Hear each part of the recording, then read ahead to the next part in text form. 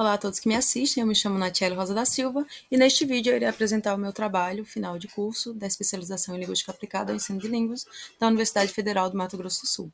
Meu trabalho está relacionado ao tema 6, Ensino de Línguas, Literatura e Práticas Socioculturais, e está intitulado Entre Metáforas e Estrofes, uma proposta de sequência didática para o ensino de poesia. A minha tutora é a Jussara Zanoni do Nascimento. Trata-se de uma sequência didática interativa criada no Geniali, né, com os conteúdos de elementos estruturais do poema e as figuras de linguagem, né, metáfora, comparação, sinestesia, antítese, personificação e hipérbole.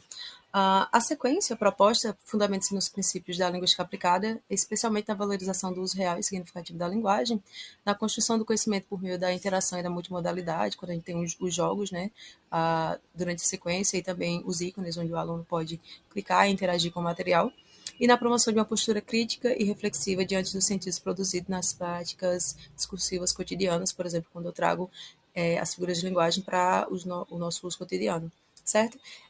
Além disso, eu creio que a escolha dos poemas do módulo 4 colaboram com a valorização dos letramentos plurais e com a escuta de vozes indígenas e negras na educação básica. Esse material é para o 8º ano do ensino fundamental, em consonância com os princípios étnicos e decoloniais da linguística aplicada contemporânea. Os objetivos de aprendizagem elencados foram 4: compreender os efeitos sentidos provocados por recursos linguísticos e multissemióticos em textos poéticos, conhecer os elementos estruturais de poemas, como estrofes, versos, rimas e ritmos, apreciar e conhecer um pouco da diversidade cultural por meio da leitura de poemas diversos, interpretar criticamente os poemas lidos. Escolhi 2 habilidades da BNCC: interpretar em poemas efeitos produzidos pelo uso de recursos expressivos sonoros, estrofação, rimas, aliterações, semânticos, figuras de linguagem, por exemplo, gráfico espacial, distribuição da mancha gráfica no papel, imagens e sua relação com o texto verbal. E, principalmente, analisar os efeitos de sentido do uso de figuras de linguagem, como comparação, metáfora, metonímia, personificação, hipérbole, dentre outras. Público-alvo, 8º ano do ensino fundamental.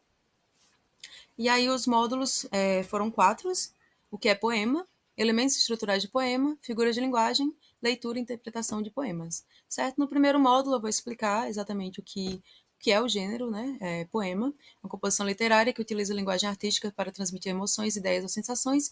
E aí eu escolhi o poema me embasando em Silva 2023, que diz que poemas, bem como outras manifestações literárias, propiciam uma ótima oportunidade para se descobrir palavras novas ou novos significados e contextos para palavras que já conhecemos, certo? Desenvolvendo no aprendente a capacidade de distinguir entre significados literais e metafóricos, que corrobora também com Oliveira 2019, que diz que o texto inverso, em particular, caracteriza-se pela sua riqueza linguística, assim como a variedade de estruturas sintáticas, estilísticas, construções morfológicas e formas de expressar ideias. Por isso, o poema é um ambiente propício para a gente estudar as figuras de linguagem, que são o foco desse trabalho, né, exatamente. E aí, ao terminar esse primeiro módulo, né, explicando sobre o que é poema, ao fazer a leitura, o aluno ele tem essa informação de que ele recebe a primeira chave, certo? E aí, já nesse primeiro módulo, a gente tem alguns ícones que o aluno pode clicar ou passar o mouse em cima para ter algumas informações adicionais. E aí, após coletar a primeira chave, a gente vai para o módulo 2, certo? Elementos estruturais de poema, vai apresentar algumas características estruturais, né, do gênero, certo? Como verso e estrofe, e aí, novamente, o aluno pode clicar aqui e, aliás, passar o mouse em cima para ter algumas outras informações.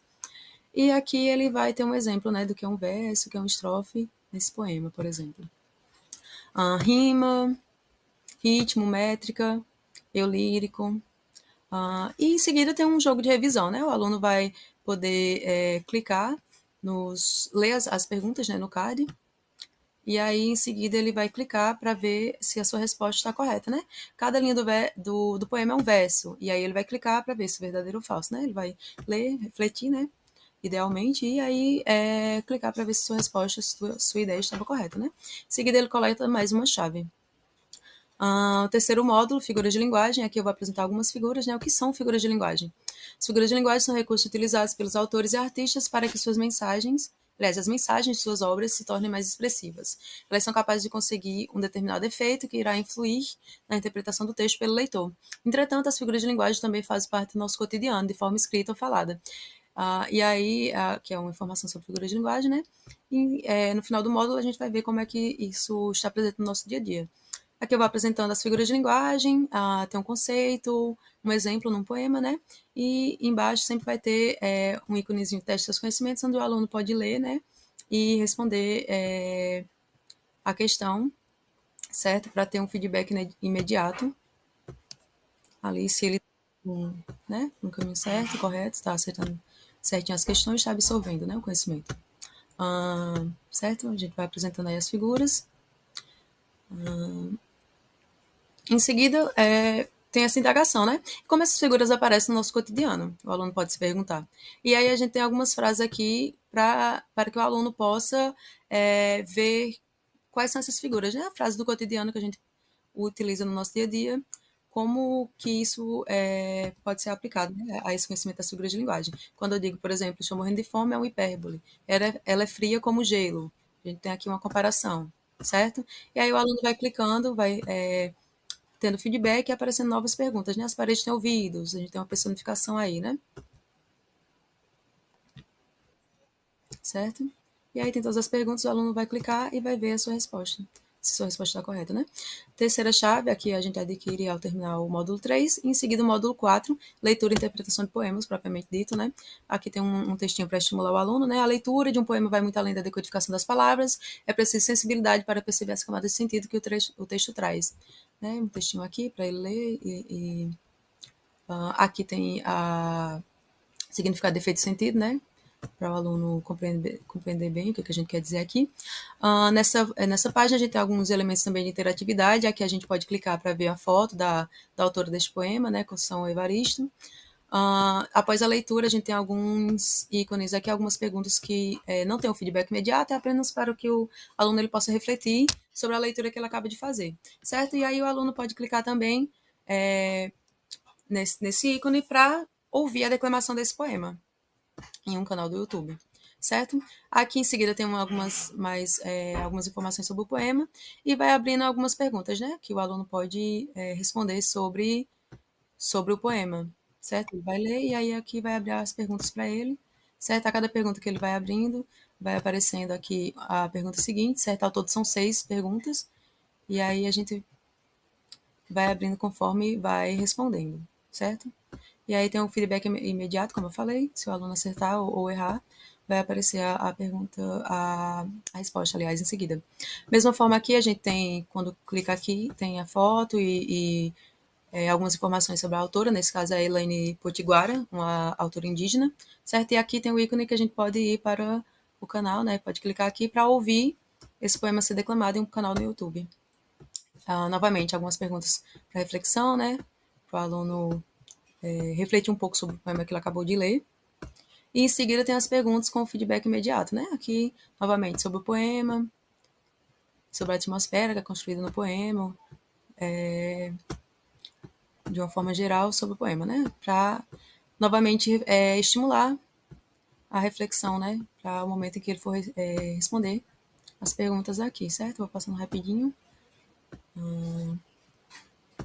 E aí o aluno, o ideal é que ele faça com mais calma e vá respondendo, né? Ao final, ele vai completar, né, esse módulo, ao final desse módulo ele vai receber mais uma chave e vai desbloquear o jogo final, certo? Aqui no jogo tem alguns ícones, vamos começar apertando Start, né? A introdução, personagens, missões, certo? Tá tudo aqui completinho. E algumas missões, certo? Na primeira e na terceira é sobre figuras de linguagem, segundo e quarto desafio são sobre os elementos estruturais do poema, né? Eu vou adiantar um pouquinho só para a gente chegar ao final, né? Ok, aqui desbloqueado o último jogo.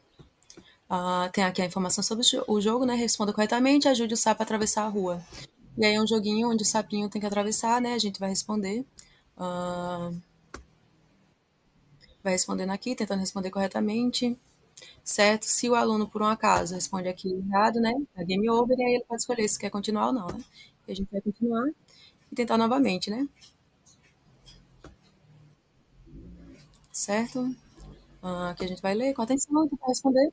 No final, a cada fase, né, a cada nível, ia aparecendo um número aqui, e no final o aluno tem que digitar a senha, né? Que era o número que ia aparecendo ao final de cada nível do jogo. Então, digitei aqui a senha e missão completa, certo? Aqui ele pode reiniciar para jogar novamente ou pode continuar, né? E Bom trabalho, você chegou ao final da sua trilha de aprendizagem. Temos algumas referências, certo? Que eu utilizei na minha apresentação, tanto no material quanto na apresentação, né? E aí esse texto de Sabe, que vai aparecer aqui em seguida, é sobre a importância, né, dos jogos digitais, né? Como os jogos digitais, eles trazem esse componente de prazer e diversão para a aprendizagem, certo? A gente pode utilizar para que os alunos se sintam mais incentivados, né, e mais motivados a participar da aprendizagem, certo? Do processo de aprendizagem. E aí é um texto bem interessante que eu recomendo a todos lerem, certo? E aí o link da apresentação do material vai ser inserido aqui. Agradeço a todos que assistiram.